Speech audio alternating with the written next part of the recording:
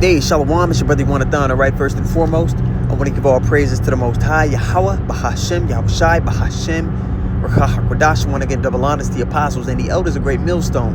I want to say Shalom to all the brothers and, of course, the few sisters who are pursuing this truth in sincerity. All right, may the blessing of election be upon your house. Now, when you go to Isaiah 33:6, I want to look up this word treasure, and then we'll let the lesson flow from there. All right, we go to Isaiah the 33rd chapter and the 6th verse. Okay, and it reads, "And wisdom and knowledge," we read this all the time. Okay, "And wisdom and knowledge shall be the stability," meaning this is what's going to give you footing during the test. And we're about to go through this test, man. We gotta tighten up on a whole new level. It's about to be game time. We're running out of the tunnel. It's about to be game time, and it ain't gonna get to be no more redos here soon. All right, it ain't gonna be a rehearsal here soon. It's about to be the real thing. You look at our forefathers and all the miraculous things they did because they were full of faith and they had zero doubt in their minds when they were doing these things. You gotta ask yourself, well, damn, how did they get to that level? You know, how did they get to that place where they had zero doubt? So they were able to move mountains. They were able to do these things that superseded the so-called laws of reality. Our power is the Lord over reality. He said we're going to do greater things than he did. What kind of spirit do we have to be in to have access to that? All right, this is Isaiah 33:6. Again, it says, "And wisdom and knowledge shall be the stability of thy times and the strength of salvation," which is what we all seek, right? "The fear of the Lord is his treasure." The fear of the Lord is the beginning of having access to these things. If you truly are cleaving unto the Lord and you fear him, you have that divine and righteous fear. You don't got time to have fear for anybody else, a man, a situation. You don't have time for it. When you're full of the fear of the Lord, it removes doubt from you. You have that fear of the Lord, that gas in your tank. You have zero doubts about the Lord not coming through on his end. Now let's look up this word treasure here. I believe it's the word Watazar. And I looked it up earlier. We were having a spiritual conversation here at the camp house, you know, and you guys don't get to see the BTS, you know, after class or after a lesson. You guys don't, you know, those are exclusive conversations that I'm privileged to be a part of. But man, it's hard to articulate it. And I'm not the shabbiest guy when it comes to articulating the point, but there's this feeling of lightness when the spirit is heavy amongst brothers. There's this feeling of lightness. There's this feeling of safety. You know, if you've been privileged enough to be around brothers and everybody's on fire and on point, and the points are coming out, you know the feeling I'm talking about. But it's hard to, you know.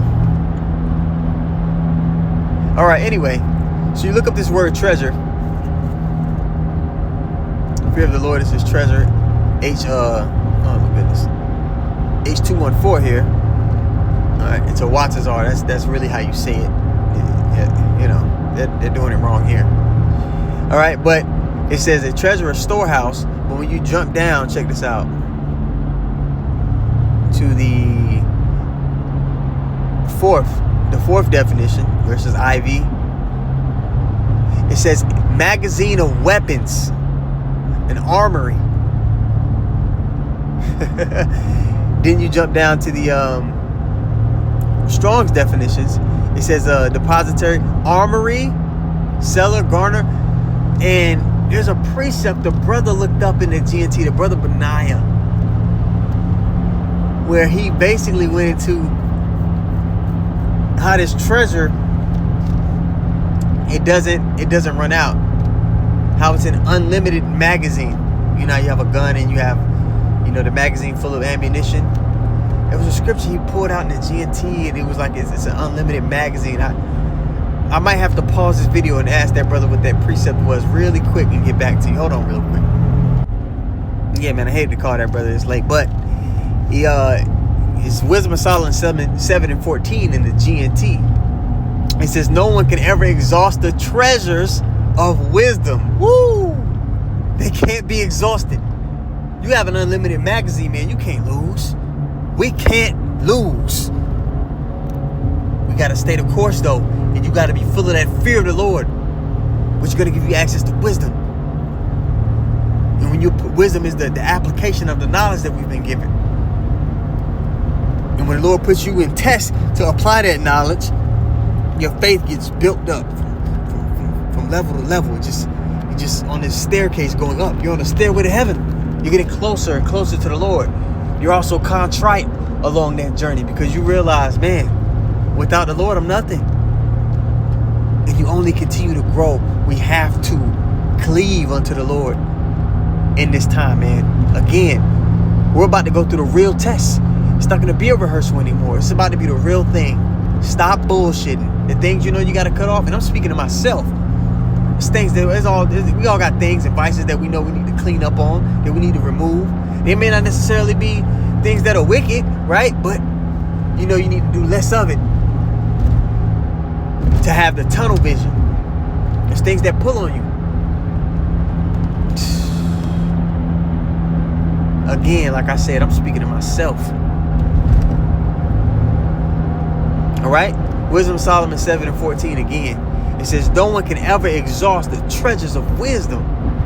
Use those treasures and you are God's friends. He approves of what you learn from her. And her is Sophia, the wisdom.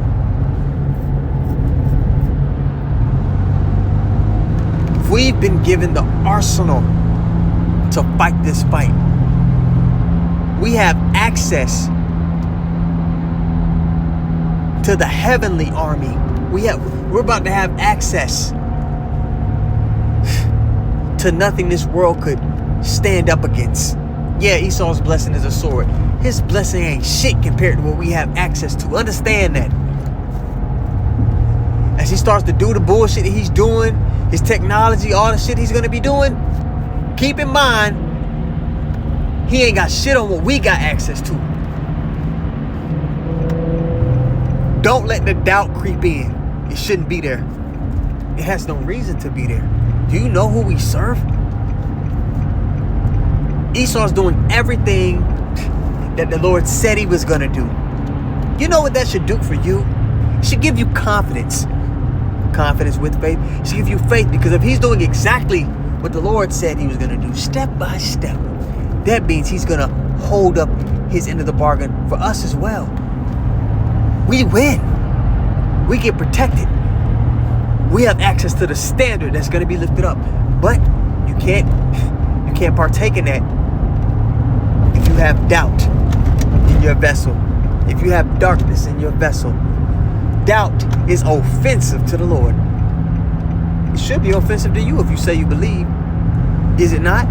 When people have that doubt on them, I don't know, doesn't it rub you the wrong way in the spirit? How much more so the Lord? Pray, like Apostle Ricard says, keep your medicine strong, which he's saying to pray. Man, this dawned on me the other day, man. I got a relative, I got a sibling that always calls and asks me for money. You know, not uncommon amongst Jake. It always calls and asks me for money. And I told her, I said, well, shit, if you're going to ask me for money, at least fake it. At least, now, not us. We're sincere about talking to the Lord. Meditating, you know, on him. But I told her, hey, at least fake it. Act like you care about me and you want to check on me. That you know, like, geez Louise. Through the Spirit, man, we got to be talking to the Lord everywhere we go. When we getting in the car, when we made it safe, before we eat, after we eat, before we have conversations with brothers, before we go deal with people, we just constantly need to be praying. Everything that you do, every interaction that you need to overdo it, man. It's time to really start talking to the Lord. Start praying to him.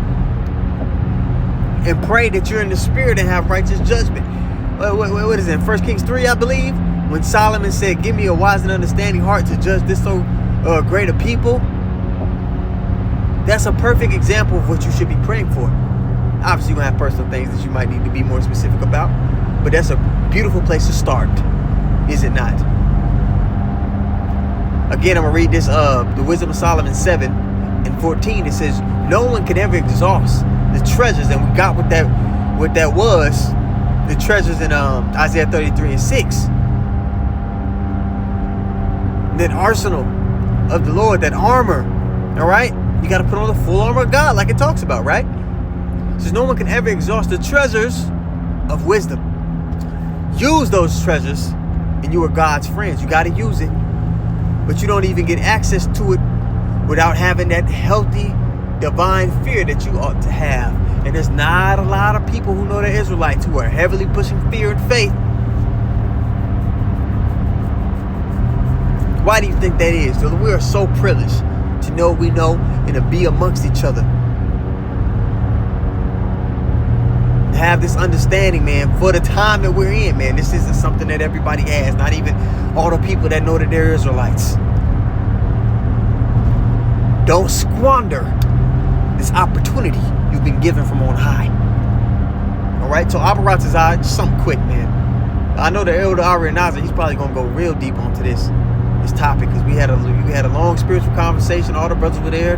You know, it was very, very high level conversation, man. Very uplifting in the spirit. I'm still pumped. All right.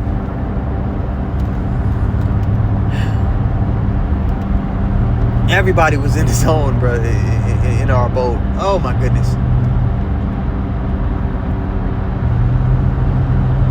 It's a healthy thing to chase staying in that mode. We're going to have to always be locked into the spirit in the days to come. You're going to have to perpetually just be on your A game, in the spirit, seeing spiritually, you know. So again, Abaratazai, the lesson was edifying. I want to give all praises once more to Yahweh, Bahashem, Yahushai, Bahashem, Rachahakodash. I want to give double honors to the apostles and the elders, a great millstone. I want to say shalom to all the brothers and, of course, the few sisters who are pursuing this truth and sincerity. All right, may the blessing of election be upon your house. Shalom.